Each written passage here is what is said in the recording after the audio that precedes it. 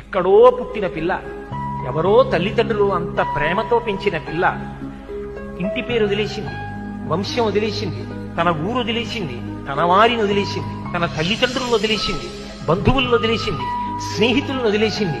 ముక్కు ముఖం తెలియని నా కొడుకు చిటికిన వేలు పట్టుకుని నా ఇంటికి వచ్చింది. తాను మరణ సదృశమైన వేదన పొంది ప్రసవాన్ని పొందింది. నేను తాతనయ్యానని తాను పొంగిపోతాను. నా వంశాన్ని నిలబెట్టింది. మా మామగారు బాగుండాలని కోరుకుంది, మా అత్తగారు బాగుండాలని కోరుకుంది. తాను నోము చేస్తే, వ్రతం చేస్తే నా భర్త దీర్ఘాయుష్మంతుడు కావాలని అడిగింది.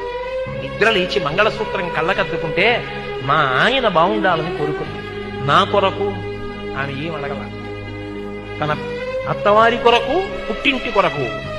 ఆ పిచ్చి తల్లి ఎక్కడో పుట్టిన పిల్ల నా ఇంటికొచ్చి ఇన్ని చేసిందే, ఆ పిల్లగా నాకెక్కువ, నా కొడుకు ఎక్కువ అంటే ఆ పిల్లే నాకెక్కువ, నా కోడలే ఎక్కువ. అందుకే నా తండ్రి నీకు మామ, నా అన్న నీకు బావ, తండ్రితో సమానం. నా తమ్ముడు నీకు మరిది.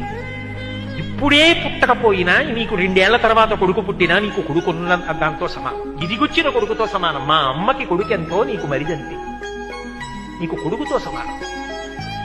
ఇప్పుడు ఆయనకి చెందినవన్నీ ఆమెకు చెందినవైపోతున్నాయి. అర్థమంతా ఆమెదే.